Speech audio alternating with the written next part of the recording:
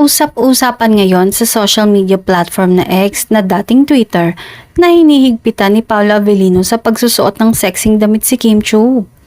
Nagsimula ito sa isang post ng isang alter account na naging pulutan ng mga netizen sa pagiging marites nila.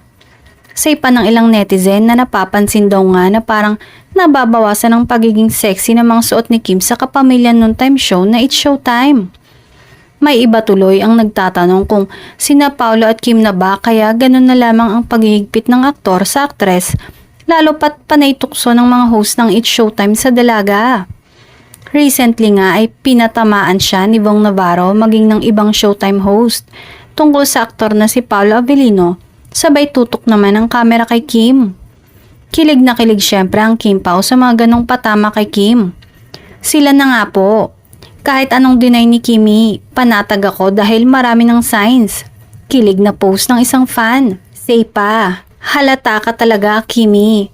Dapat sinabi mo na lang na wala naman talaga. Pero wala, kasi talagang magjowa na kayo ni Pau Pau. Tingnan nyo reaksyon niya. Gets na kasi nga sila na talaga. Say naman ng isang fan.